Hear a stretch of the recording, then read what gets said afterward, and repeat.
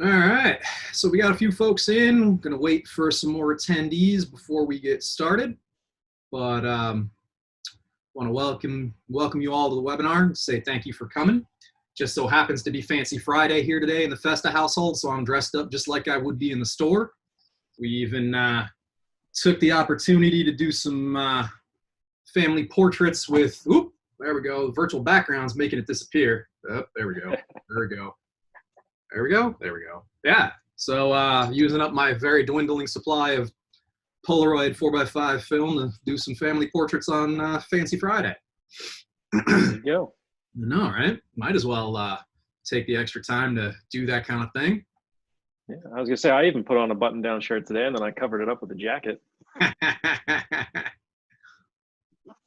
Yeah, I was about to put the Foto Care polo on, not polo, the vest on, the one that I normally wear during these, but I figured I got the shirt on. This is how people see me in the store. They might as well. Oh, there's a big Foto Care logo behind you, so. Oh, there is, you know. I don't have to hit them over the head that hard, but I like to represent the company. It's good company. I like being there. Cool. All right, so we're gonna give it. I'm actually gonna give it another couple of minutes because we had a lot more people that signed up, and even though most of us may be at home or not necessarily working, things come up.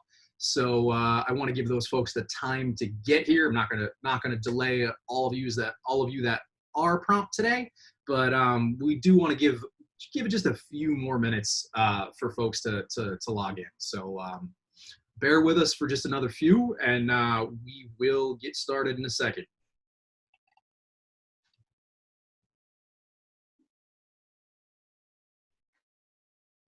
I will ask that if you're new to Zoom, you'll notice at the bottom there is a chat section and a Q&A section. Chat is just for general, you want to say hello, want to say where you're coming in from, any of that kind of stuff, put it there. But if you have an actual question for John or myself, I'm Anthony. I work at Foto Care. I am our technical support specialist. I am also sales representative. We are sharing today's webinar with John Gilbert from Phase 1. He is the head of US Tech Support. He teaches POCP classes. He is a veritable genius when it comes to all things Phase 1. So we're really proud to have him here today. So if you want to ask us questions specific to what we're talking about, do it through the Q&A portal. And the reason I ask that is because the chat can sometimes just get a little hard to read with all the hellos and highs and that kind of stuff. Whereas the Q&A, we can actually mark off as completed as we go, which is really helpful. For myself and Manny Tejeda, who is also here in the background as a administrative help for today's class.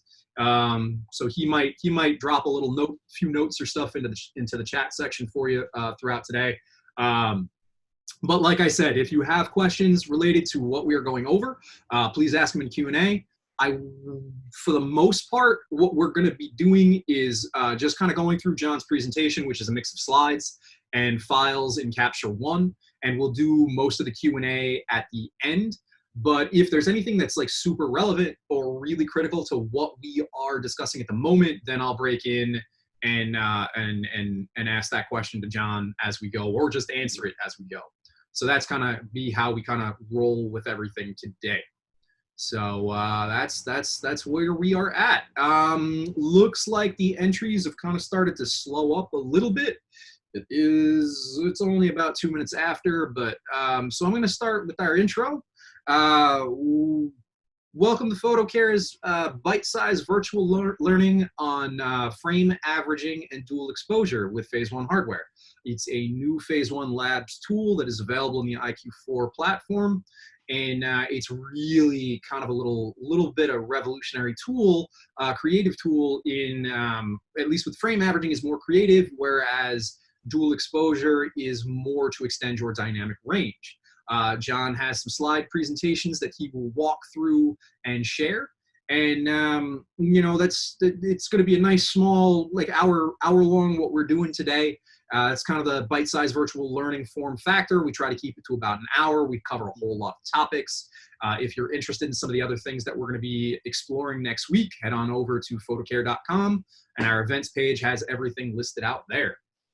So with that all said, I'm going to turn it over to John Gilbert from Phase 1, and he's going to start talking about frame averaging and dual exposure for us today. Take it away, John. Thank you, Anthony. So I'm actually really excited to talk about these because the more and more I use them as tools, the more I wonder how I lived without them before. They are absolutely that good. So before we kind of dive in, I want to cover sort of two things. Number one is when we say, what is a Phase 1 Labs feature? What a Phase 1 Labs feature is something that we are working on for the IQ4 actively in R&D, but we feel like we've got it to a point where we can release it out into the wild and see what you guys can do with it and see how we can improve it for you, what we can do better before calling it a full-fledged feature. So kind of what I'm getting at is the IQ4 as a platform, the Infinity platform we call it, has all of this processing power, just like absurd amounts of processing power. And what that means is that we can do all these creative things with the data that we get off the sensor afterwards. And we've just kind of started to really play around with that. So about a year ago, we released frame averaging. That was sort of the first tool, and we released that as more or less a feature complete tool. But dual exposure is a brand new tool that we just released about 2 months ago, and we released it as a labs feature because this is somewhere where we feel like we can learn as much from you as end users as you can get out of the tool list today. So it is in a safe place to use. You don't have to worry about it sort of, blowing your camera up. You don't have to worry about it giving you bad files, anything like that.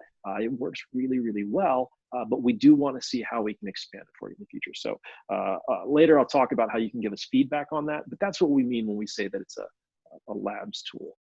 So I'm going to pull up my presentation here.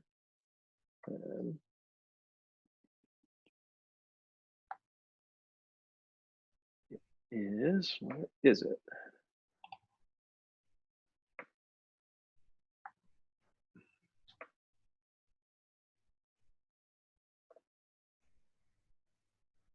It's hiding somewhere.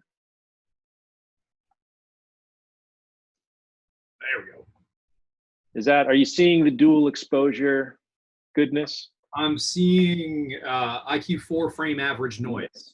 That's not what you want. Okay, let's try this again. There it is. Okay, my apologies for that little bit of confusion. So here's an idea of kind of what we want to talk about a little bit today. And like Anthony said, I'm going to go back and forth a little bit between the presentation itself as well as examples in Capture One. So we're going to flip back and forth a little bit here and there. One really important thing is I think we need to discuss before we talk about the finer details of frame averaging and dual exposure is this whole concept of dynamic range, noise, and a little thing called exposing to the right, because that sets the foundation for why we want to think about things like frame averaging and think about things like dual exposure. And it really then informs not only how we get the most out of it, but what it's going to do for us. So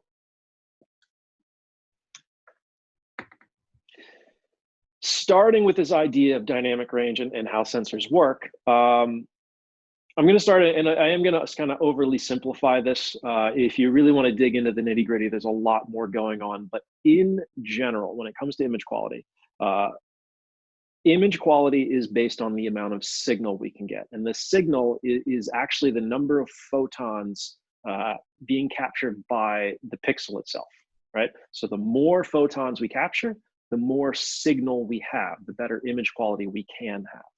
The other is that the sensor and the readout process gives us a base level of noise that's relatively consistent. And that's going to be important when we think about what the relationship between the image quality we get, the signal that we get, and the noise we get at different ISOs, at different exposure settings, at different adjustments in Capture One. So we have a sort of this base level of noise that's always going to be there. The other is that noise itself, we can't actually just remove it. We can't get rid of it, right? We can only deal with it. So how do we deal with it? Well, ideally, we basically avoid seeing it all because we have so much signal that the signal cancels out the noise, right? So if I have a really good exposure, I won't see the noise because the signal takes care of it for me. We have much more signal than we have noise, a good signal to noise ratio. The other is we can rely on software to suppress it. But ultimately, that software suppression is not a great solution because all we're doing is sort of softening the image. We're blending the noise in different areas. We're not really getting rid of it. So kind of to put this in another way of looking at it, right? The most important thing that we have is the amount of light that we're capturing, the amount of light hitting the sensor. Now, if you think about how a camera works, at a given aperture and a given shutter speed, you have a certain amount of photons hitting the sensor. And that amount of photons doesn't care what your ISO setting is. So whether you're at a low ISO or a high ISO, if you shoot at one specific shutter speed, if you shoot at a 30th of a second at f8, you have the same amount of light hitting that sensor, whether you're at ISO 50 or ISO 25,000, doesn't matter. And at each of those levels, we have a fixed amount of noise that's being applied just because of how the sensor operates, how we get the data off the sensor, etc. So when we want to shoot at a higher ISO, or if we want to take the file and capture one and crank up the exposure, what we've done is we've taken this certain amount of photons, and when we increase that ISO, we increase that exposure, we expand that out, right? We amplify that signal. But when we amplify the signal, we also amplify the noise. So the two little graphs that I have here, the image on the left represents a well-exposed file. We have a ton of signal in the blue. We have a little bit of noise. That's what we've collected in camera. And when we process that out, we have that same ratio where we have a ton of signal and just a little bit of noise. And that gives us a really, really great file. Well, let's say I have a much shorter exposure shot at a higher ISO.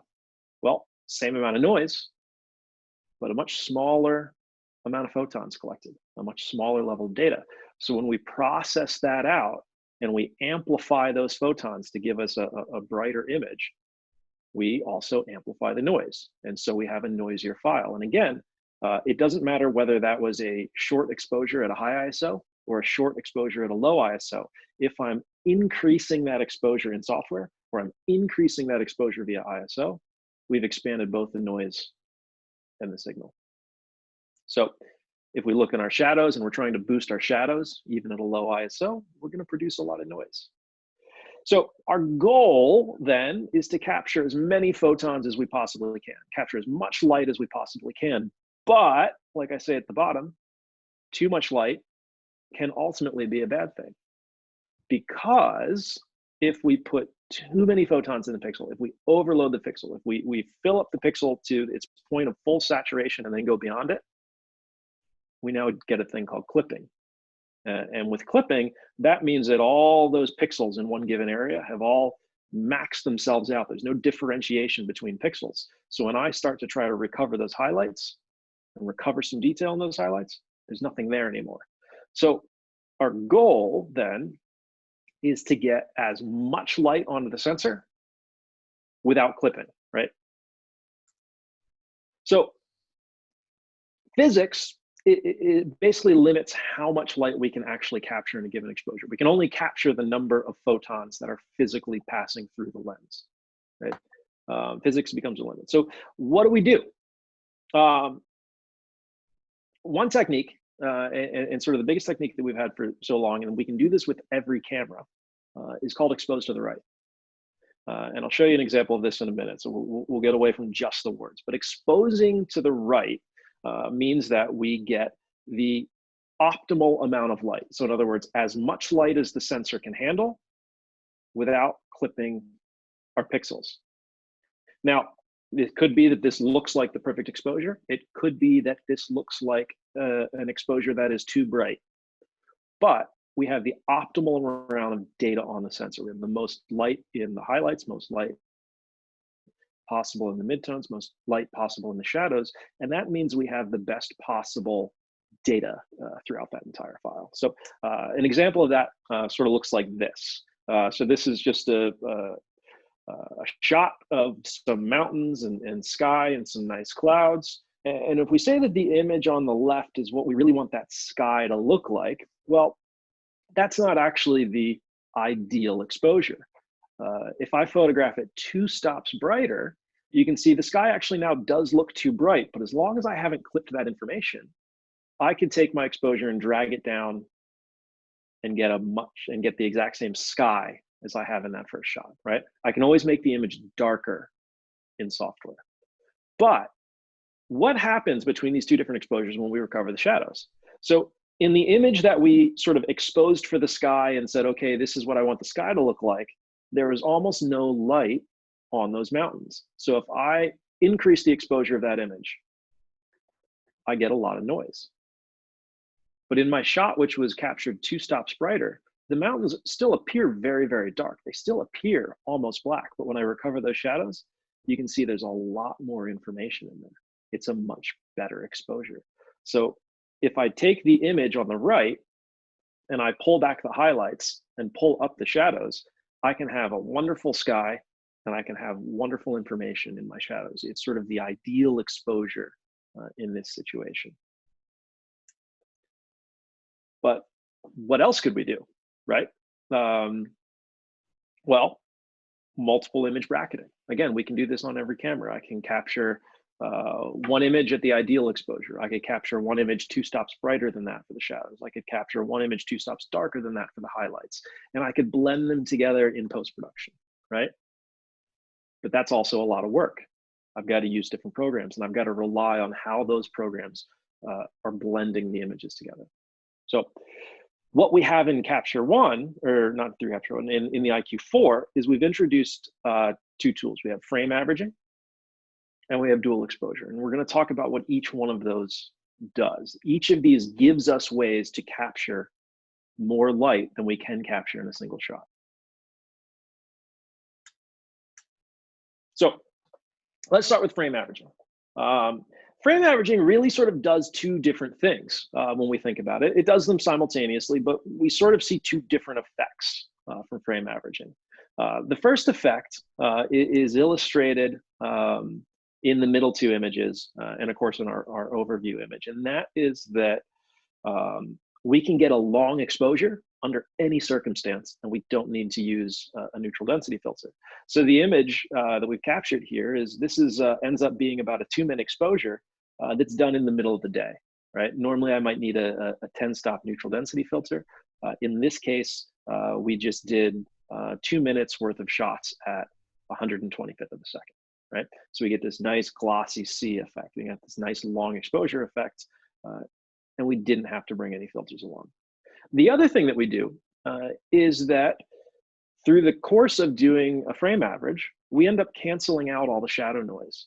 And by canceling out all the shadow noise, we effectively extend our dynamic range further into the shadows. We have a more usable shadow recovery.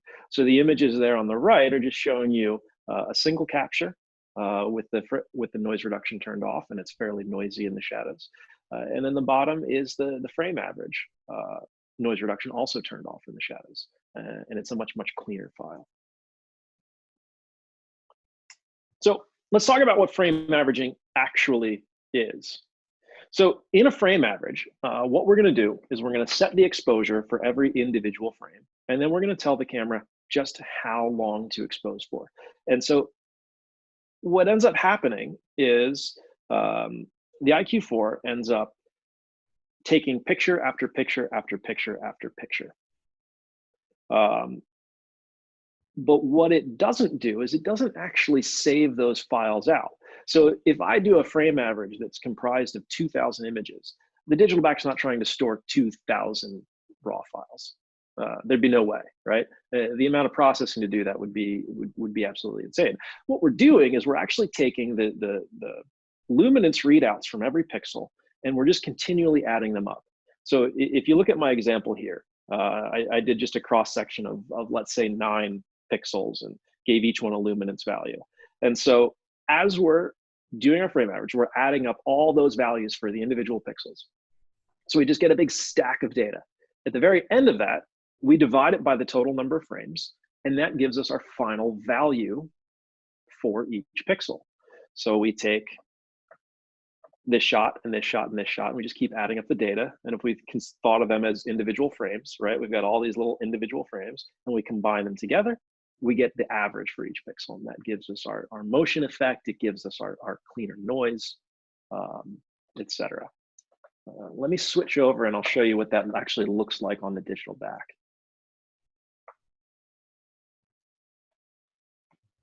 So walk over to our IQ4 here. And what you'll see is, to access the frame average, I'm going to swipe in from the right side. I'll grab the frame averaging tool. And my existing exposure shows up right here on the side, and I could make it brighter or darker if I want. And next to that, we then set the total amount of time. Right now, I have it set to do a 1 minute frame average. That tells us it's going to be 150 frames are going to be captured over the course of that 1 minute. If I increase the amount of time, say 5 minutes, now I'm capturing 750 frames. And I can do this. Oh, this is going quite a bit farther. With new firmware, apparently it's going to allow me to do 7,500 frames. That number has increased by about double from the past. We're not going to do that long of an exposure, but I'm just going to set it to about a minute right now, and you can kind of see what happens. Once I start this exposure, digital back starts reading out all these exposures. So it's doing this automatically. It's capturing using the electronic shutter. It's stacking up all that data. And what's interesting about this, because like I said, all we're doing is taking all those individual values and we're adding them together as we go, and then dividing by the total number of frames. I can actually stop this at any time that I want. I don't have to wait for the full minute. If I want to stop it here at 50% or 52%, I can say save. And it just produced a file based on all of that data. So it divided it by, whatever, 78 frames or so that had been captured at that point. And we can get an image under any sort of circumstance there. So the user interface for it's super simple. It's really easy to navigate. And all you want to do when you're utilizing it is just think, okay, how long of a frame average do I want to get? How much of a blur do I want to get? How many frames do I want to capture? And we'll show you some examples of sort of, what that actually means and what that effect actually is. It's actually a really interesting tool. I haven't used it as much as I had hoped I would, but the couple of times I have went out and used it, it's been really nice to not have to bring a bunch of NDs, think about which ones I have on, focusing beforehand. Did I get it right?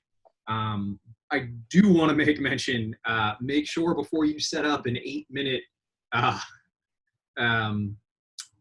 frame average that you are aware of your surroundings. I happen to set mine up right next to the Flatiron building, right near Foto, and I happen to be right above the subway. So during the course of that 8 minute, frame average, I got a little bit of vibration that was actually introduced to my images. So just like you would with any long exposure, you still need to be cognizant of external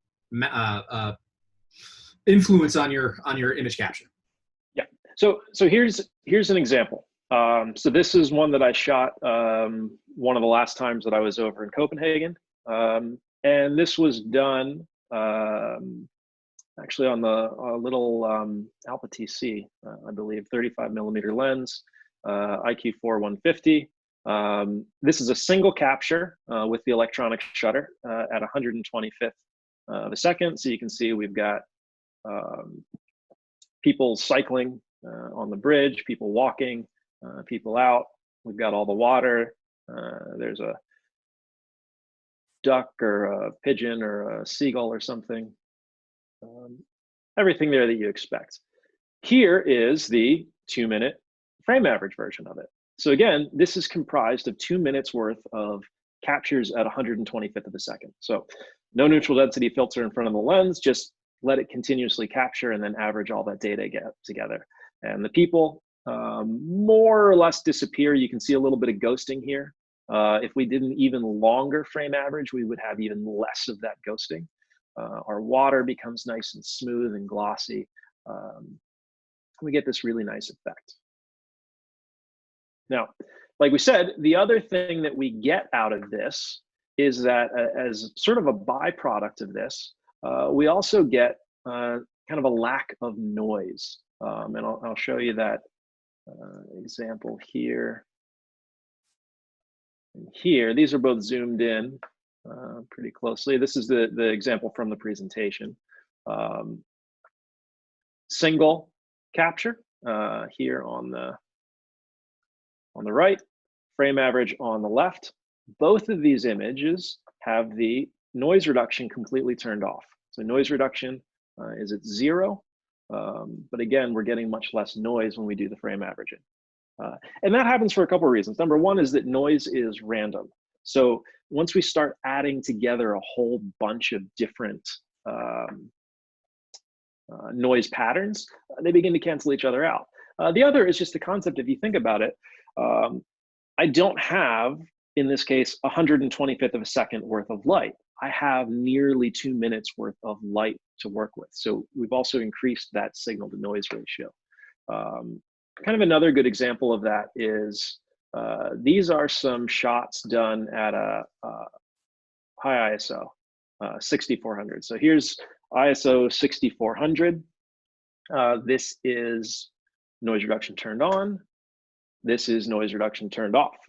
So this is one single shot. Well, what does 4 shots look like?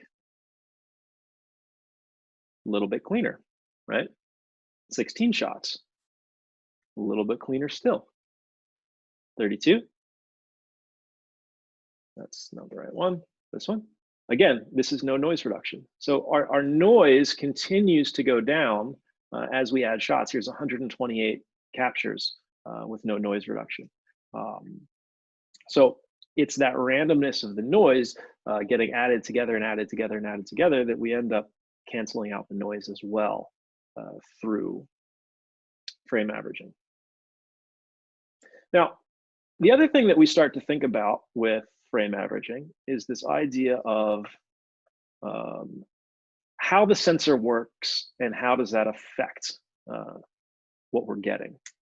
So we have this thing called gapped or continuous exposures. Now, frame averaging relies on the electronic shutter of the IQ4 150 or the IQ4 100 trichromatic. So we can do it with either sensor. And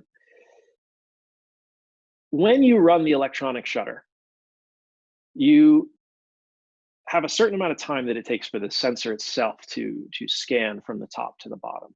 The IQ4 150 is about 1/4 of a second that it takes to actually complete any given capture. And the 100 megapixel is about 1/2 second, give or take. So it takes a little bit longer. And that then, in turn, affects whether or not you see a gap between one exposure to the next. Because we can only be reading out data for one image at a time when we're using the electronic shutter in this fashion. So what that comes down to is that any capture slower than 1/4 of a second on the 150 megapixel will have a period of time between frames where you're not exposing the entire sensor. Anything 1/4 second and longer, nearly all of the sensor is recording continuously. And that does have an effect on how motion is captured. So in the example here, when we look at this 4 exposure image, the fountain, you can see those 4 individual exposures sort of overlaid on one another. And that's the effect of a gapped exposure. If I was waving a flashlight around an image during a gapped frame average exposure, I would see that flashlight show up as a series of white dots, right? But if I were shooting at exposures of 1/4 second or longer, then that flashlight would be perfectly smooth because we'd be essentially exposing the entire time. Now, the gapped effect, we can either overcome, right, on the one hand, by changing our exposure so we get a continuous readout, or the other way that we overcome it is just have enough captures, right? By the time we get a 100 or so captures, that whole motion effect has been smoothed out. So for a lot of intents and purposes, if we're dealing with things like water and waterfalls and that sort of motion, the gapped effect takes care of itself over time. So do you have a recommendation then, John, for folks, like a minute to make sure that you keep away from the gapped, or kind of see what the subject matter is and go from there? Yeah, it's really subject matter dependent, right? If I'm dealing with just basic rolling water, right? You know, a large body of water, such as just, let me go back to capture one here.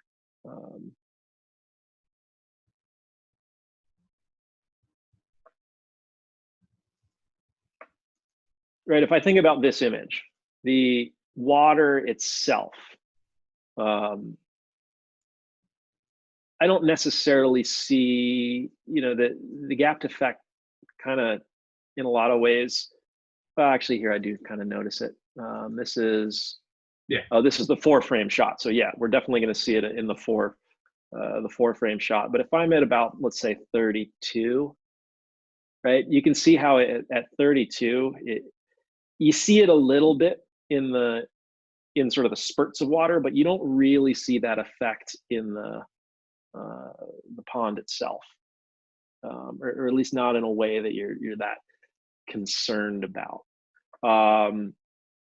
I also kind of think that around 32 frames or more is my sweet spot for noise reduction, right? If my goal is cleaner shadows, I want to make sure whatever my exposure length is, that I'm getting at least about 30 some frames. More than that is better, but that's, you know, if my whole goal is saying, well, I just want to do a frame average to get cleaner shadows, right? Let's say I'm doing a still life where the exposure time doesn't actually matter, I just want a better image quality, then something like an 8-second frame average, which should give me somewhere in the 30s in frames, that'll give me nice clean shadows without taking forever. Excellent. Thanks, John.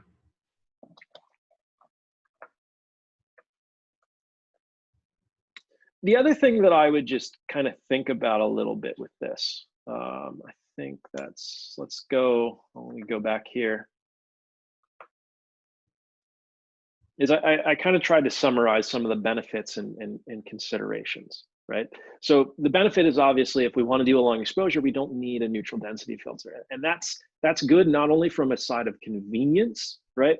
I'm not having to carry neutral density filters. I'm not having to figure out what my new exposure should be under a neutral density filter. Literally, instead of even thinking about it in terms of exposure, when I think about a motion effect, I just think, how long do I need to get a motion effect, right? Do I need 2 minutes? Do I need 5 minutes? Do I need 30 seconds?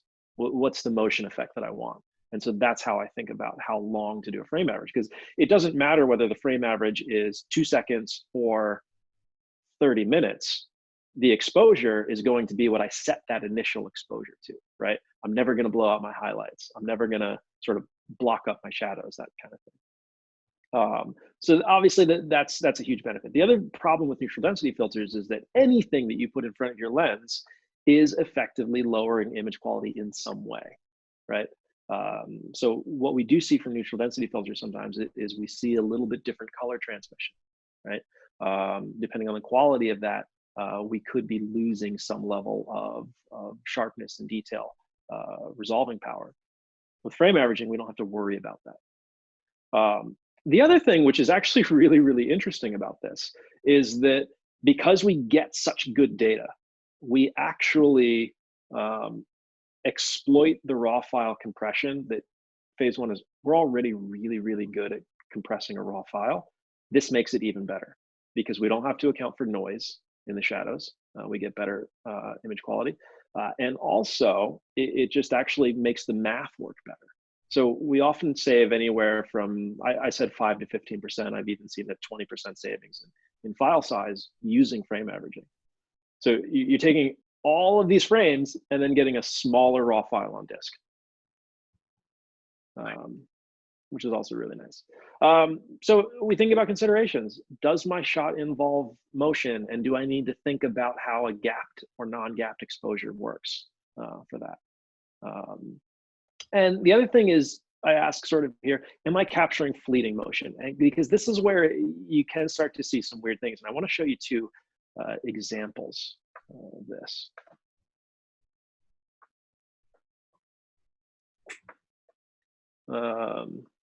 Early on when I got it, when we sort of introduced this tool, here's another view of the room that I'm currently sitting in. This was taken last summer when I decided it was going to be a good idea to refinish my floors myself. And so I did essentially a time lapse of me sanding the floor with frame averaging. So these are half-second exposures done over the course of 7 minutes. And instead of sort of getting a different effect, I got a gradient on the floor, right? From different levels of sanding and how long each one was in front of the capture. Whereas in a traditional long exposure, we typically sort of default to the lightest pixels that we might get. Another thing that I experimented with was what would happen if I tried to capture some fireworks.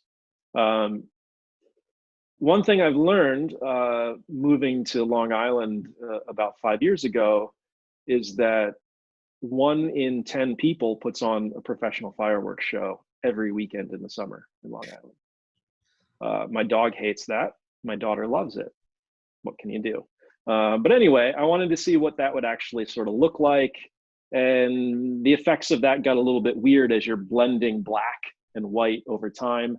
I actually had to, this was the best result that I got, and that took just a ton of experimentation to actually even get anything on screen, because what ends up happening is it's the average of the pixels. So if you only have a white pixel for a short period of that average, you end up losing a lot of that time. So fleeting motion can be a little bit difficult as well.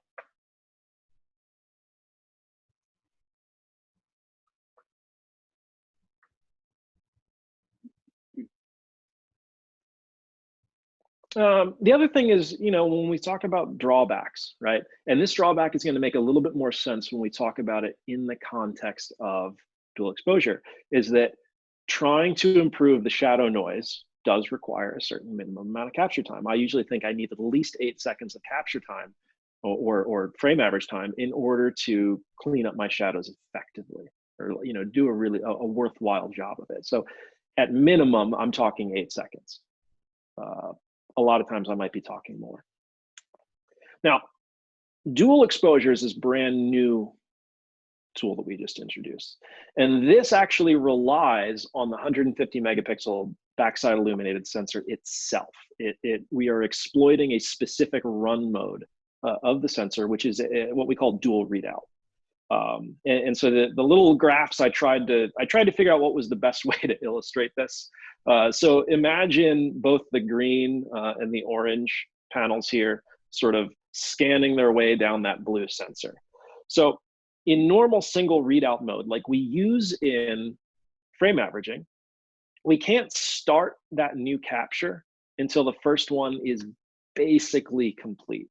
We have to be, in other words, we have to start the second capture so that the first capture is fully read out by the time we're ready to start reading out data from the second one, because we can only read out in one stream. So that's where we have this big space in the middle. In dual readout mode, we have 2 separate readout channels, meaning we can start the second capture as soon as any group of pixels is free. So that means there will be a significant period of time where both exposures are occurring simultaneously. So we say that the 2 exposures happen nearly at the same time. And realistically, they probably overlap by about a third.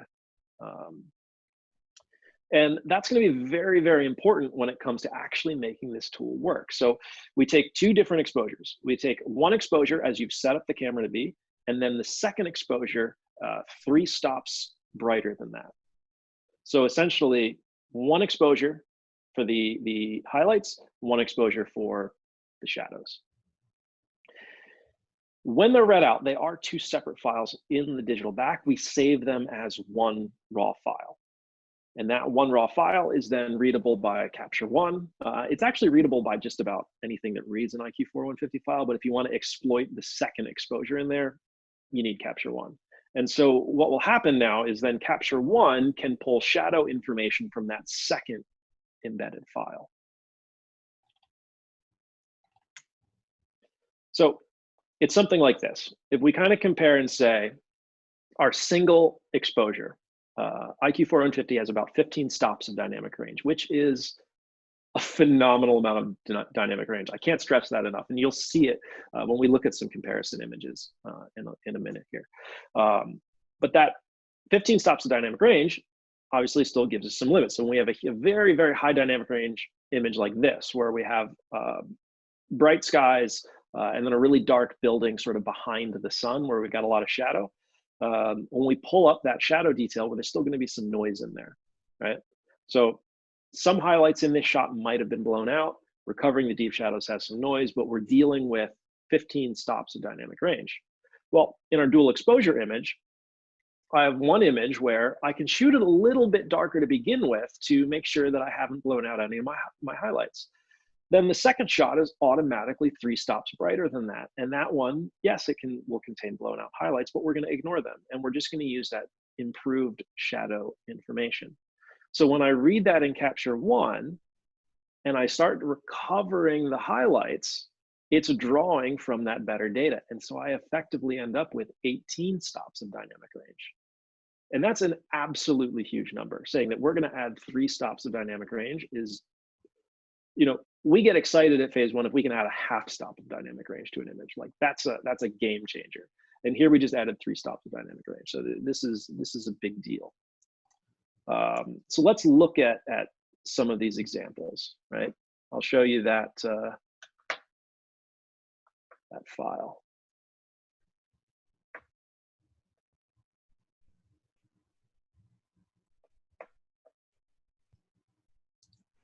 So here's our dual exposure, right?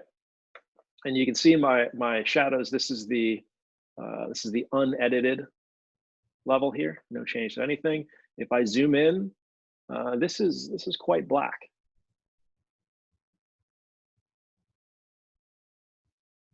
My RGB readouts are between 1 and 0.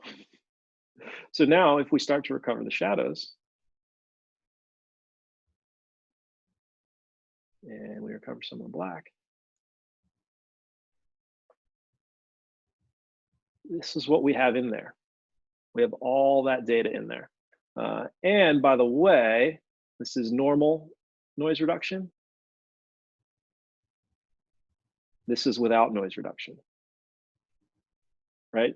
Because these values were essentially firmly in my midtones in that secondary 3 stops brighter exposure.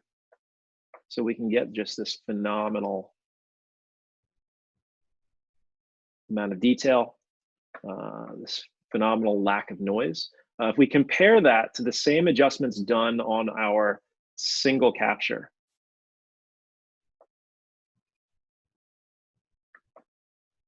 right? There's a big difference in the level of noise embedded in this file.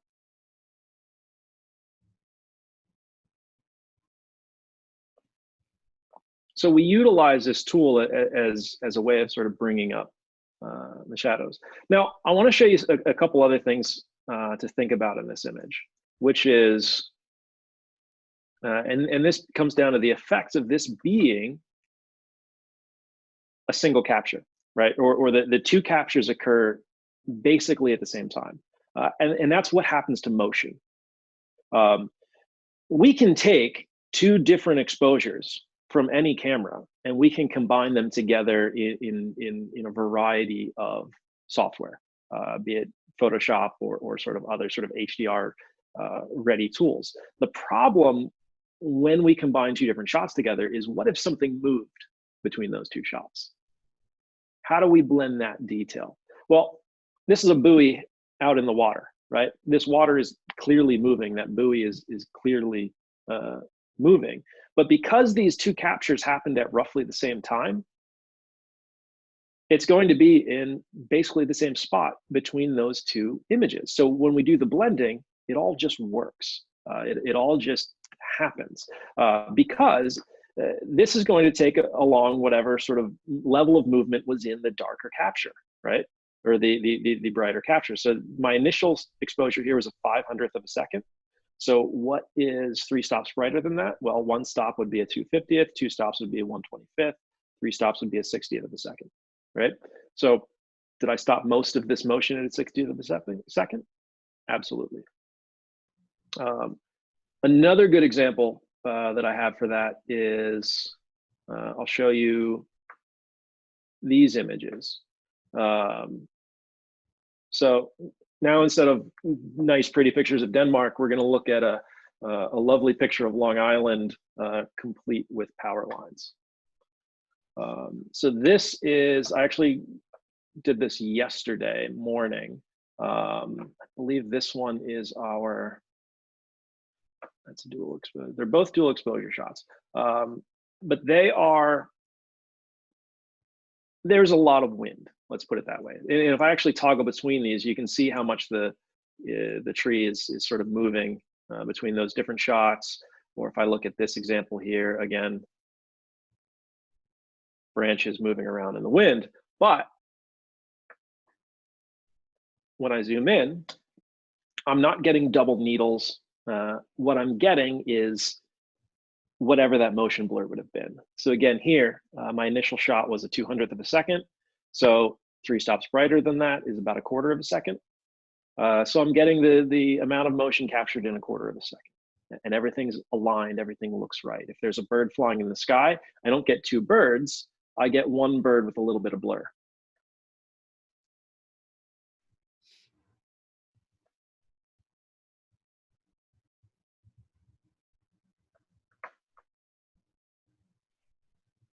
So popping back,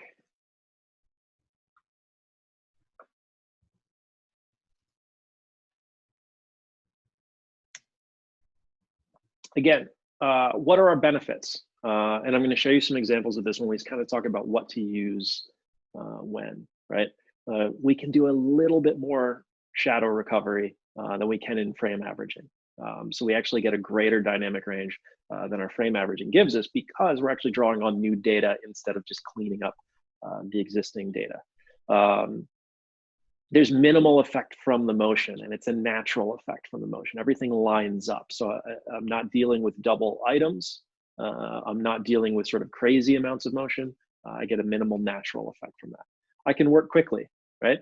A dual exposure image, I can capture anywhere from, could be less than a second to capture the whole thing, could be maybe 3 seconds to capture the whole thing, but I'm not talking about 8, 10, 12, a minute, 2 minutes like I am with frame averaging. We can work quickly. And if I'm comparing this to other technologies out there, right, we did say that we can do multi-shot HDR with any camera on the market, but the difference in workflow here is huge, right? We're getting a single raw file. I can edit it directly with the sliders in Capture One, and I don't have to put it into other software. I don't have to save all those multiple files. I don't have to edit all those multiple files. I don't have to stack all those multiple files. Hey, John, I'm going to jump in because I've got a couple of questions that are relevant to things that you covered and are talking about right now in terms of quality and such. So the first one is from Nathan, and he asks, are you more likely to get doubles on top and bottom where the readout stops and starts?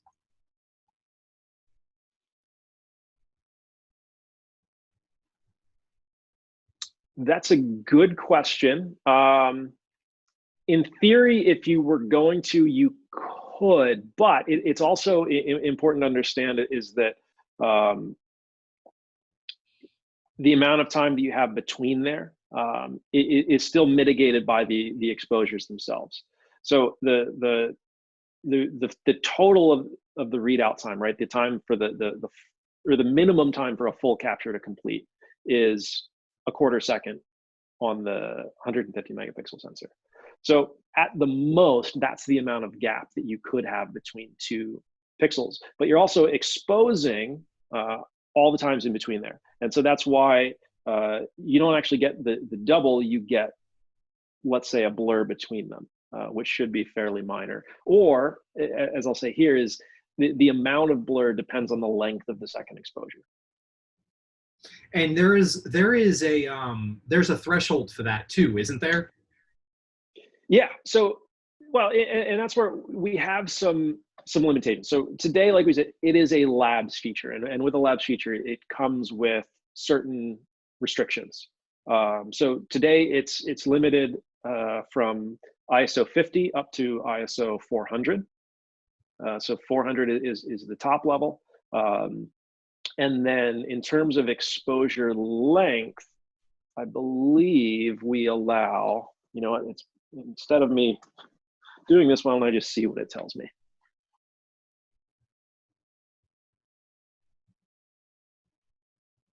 Yeah, the maximum I can go to is,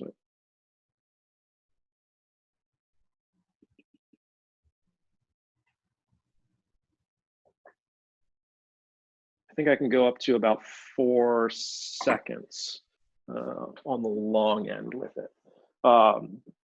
And a lot of those just come down to sort of looking at what we can blend together, right? There's a practical limitation on the long exposure side with what we can blend together and still make it all work and look natural. The limitation on ISO is really based on where is this really effective? You know, at that point above that, we start having our ISO work against us in terms of noise. We can start to say, is this really a practical solution? Now, those are, of course, what we would think of as imposed limitations on our part. We can change those and we can move those and we can modify those as we get better at blending files together or dealing with files in other ways. And that's part of sort of the labs nature of this. Cool. I got a couple more here that I want to ask, and then we'll get back to the slide you've got on your desk. Let's see here. Bruce is asking, can dual exposure be used with strobes? Not in a practical sense, no. So it actually kind of goes the same with, because we're using electronic shutter, the electronic shutter itself isn't really strobe compatible. Technically speaking, I can sync with the strobes as long as I'm at a quarter of a second or slower, but what's the point of that? You know, if I'm shooting that slow, my strobes aren't really benefiting me. And so on the one hand, you know, could we work out a scenario where I can use a strobe with a regular electronic shutter shot? Yes, of course. Is it practical? No, not really. Dual exposure then brings in the other fact that now I've got 2 separate exposures altogether. So it's not really in any sort of practical sense compatible with strobes. Yeah, that's a question we've actually gotten quite a bit from a lot of our users when dual exposure was announced, was can we do this? Some of my interior people were very interested in it, that use strobe and such, but it's a good question, and who knows what the future holds with that as technology develops. I'm going to hold the other 2 questions for now and let you drive back to this, but just to let you know, we're at about 2:50 right now. Okay, great. Yeah, so what I'm going to do is really, I want to show you some examples that I think will tie this all together. I did a series of shots as a demo to kind of really push this home. So I have 2 series here. Again, the theme of all this is you guys looking at my dining room, because that's what happens when you're stuck at home, right? I shot the room 2 ways. And the goal of this was looking at how much dynamic range can we really get in one shot if we're thinking about like interior photography. So this was done with the XT, the 23mm lens and an IQ4 150. And so 2 series. The first, I allowed for some clipping in the shot, right? So this isn't a perfect exposed to the right. I did allow some clipping, and that a clipping you mostly see down here in the carpet, right? If I try to pull that back, there's some gray flat spots in there, but there's not a ton. I then did it again with no clipping whatsoever. And you can see how dark this image ends up being. So our overall goal here was to balance the light outside the room with the light inside the room. So just massive, massive dynamic range. So if I go here with absolutely no clipping whatsoever, this is my single shot raw file.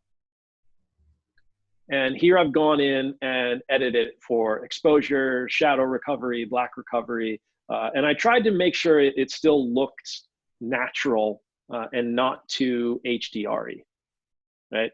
And I think I've succeeded relatively well with that. So let's take a look now at our shadows.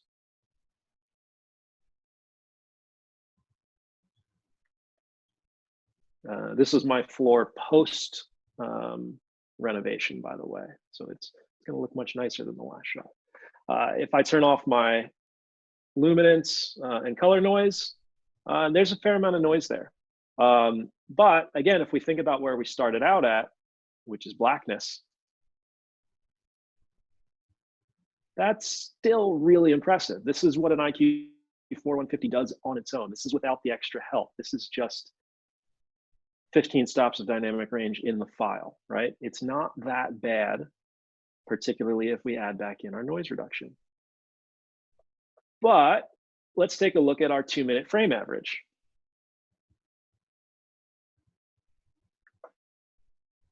Look at how much cleaner, how much more detail. You can see that when I put the baseboarding back on, I didn't sort of repaint it yet. So there's all the cracks and all the information there, right? We can sort of start looking around the room and we have all of the details. The game of life. Right? Quarantine things. So our 2-minute frame average did a phenomenal job of eliminating the noise, right? All noise reduction is off in this shot. Compare that to our top image with noise reduction turned on. And now if I turn off that noise reduction, big time difference. I did it there with frame averaging. So frame averaging got me all of the dynamic range I really needed. Now let's take a look at our dual exposure, right? So our dual exposure, again, very dark interior.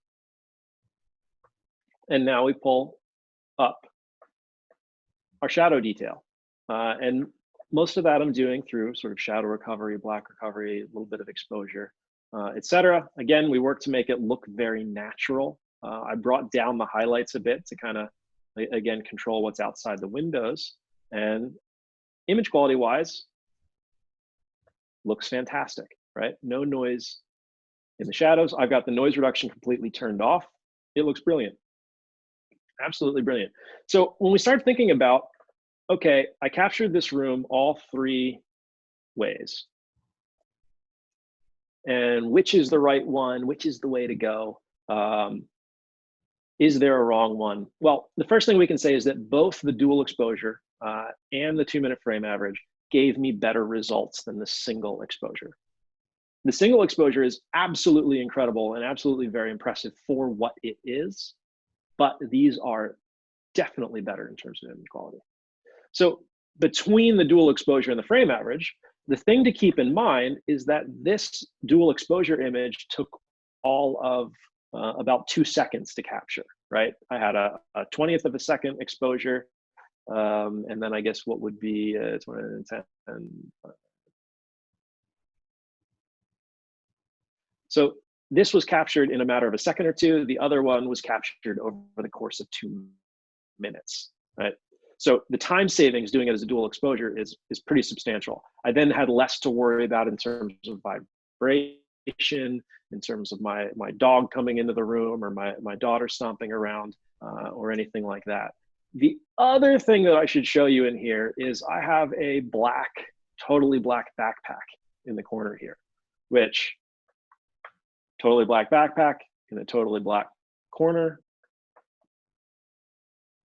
This is the level of detail that I have on it with the frame averaging. And again, noise reduction is off. So we are seeing some noise there, right? If we turn on our noise reduction, it looks a little bit better.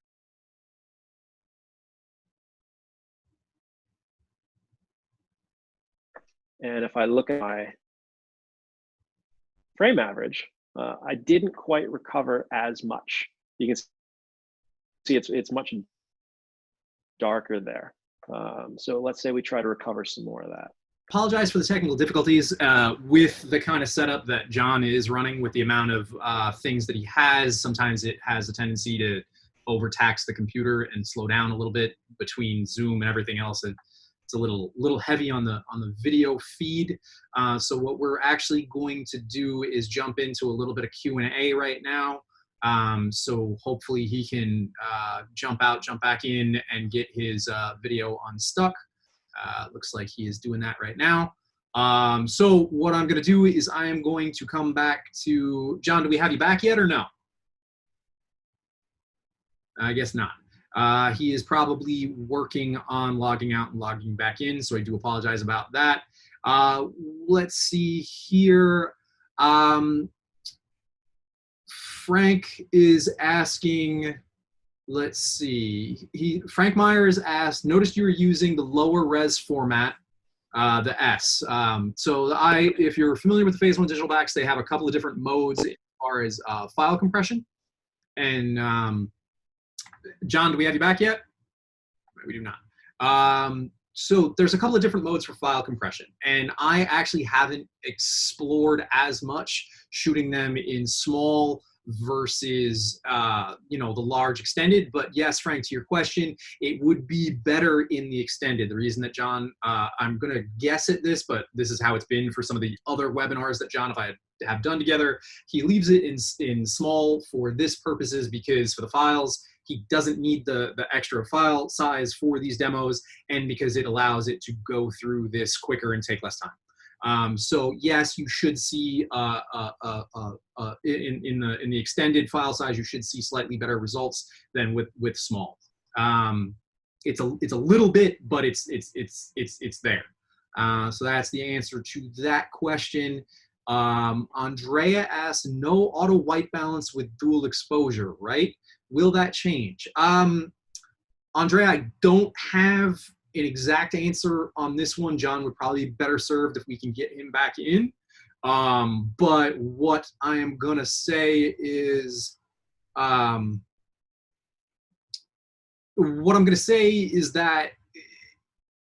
when I have done dual exposures with auto white balance turned on, it has not been a problem. The white balance does not change. I haven't seen a difference with that, because the time frame between the first exposure happening and then that second exposure, while it's still reading out, the white balance isn't going to change. The ones I've done have been fine. So I do not believe that is going to be a problem. And then we had another question from Steve Mills through the chat section. Hang on, I have to scroll back to it and find it. Give me a second. Steve Mills asked, what is the optimal file format? Are you saving the IQ file at capture? It really depends on what you are looking to do that day. The small file size, the biggest compression, is fine. You can absolutely make images with the small file compression. It is not problematic to do that. You have a good amount of the information there and can still make beautiful prints or whatever you need to do with it. That said, if you want the best absolute file you can, and you're not worried about how much time it takes in between captures and how much disk space you take up, you can absolutely use the extended. The extended is great, it's fantastic, but if you're shooting people, if you're doing portraits, I don't necessarily recommend extended. It's going to take too long. You may miss a moment in between frame captures with that 150 megapixel sensor. It's massive.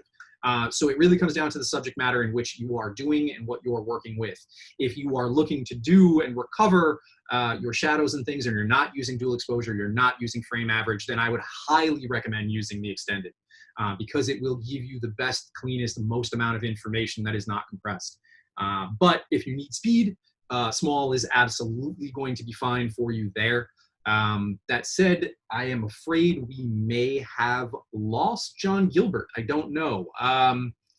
Is he back? Is he not? Doesn't look like he is. Can't hear him. So with that in mind, that's kind of a bummer that we seem to have lost him. Anybody else with anything today? Can you hear me? I can hear you. Oh, hey, look, he's back. Hooray! Can you hear me? I can hear you now. Okay, good. Yeah, my internet seems to have gone absolutely insane on me, which is awesome when you pay for very good internet. Yeah, I would just add on the to those last questions. I shoot almost exclusively in IIQ 14S.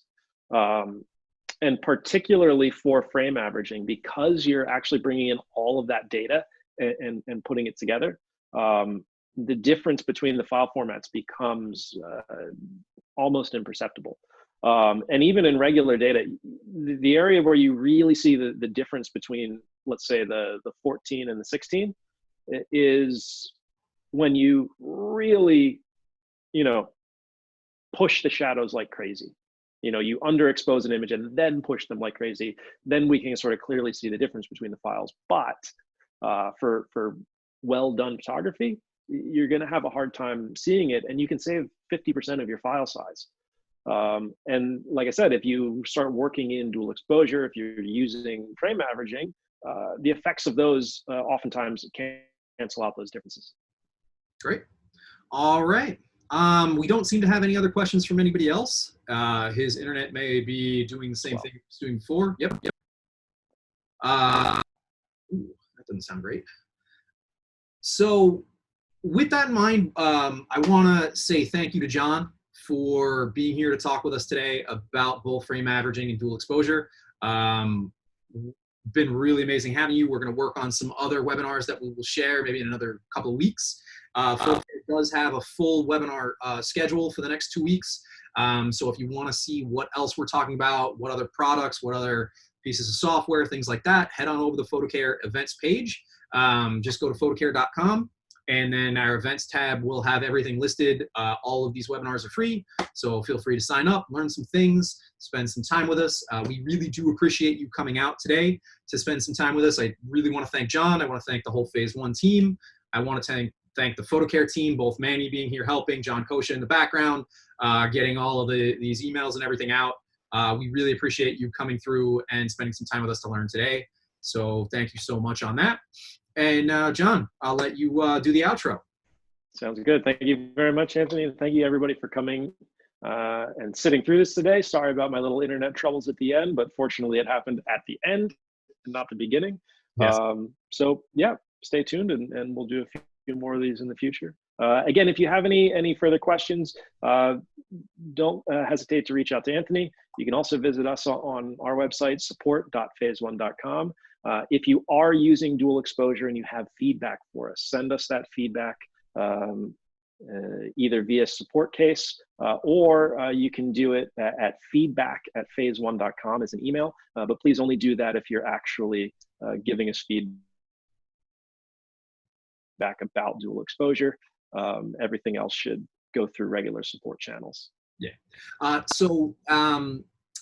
With that in mind, if you need to contact PhotoCare, you can hit support@photocare.com or sales@photocare.com. So both sales and support@photocare.com email addresses are still being monitored. So go ahead, get in touch. And Manny has put those in the chat there for you if you need to see them. Thank you so much, everybody. And we will see you next time. Enjoy your weekend. Stay safe, stay strong, and have a great weekend. Thank you, everybody.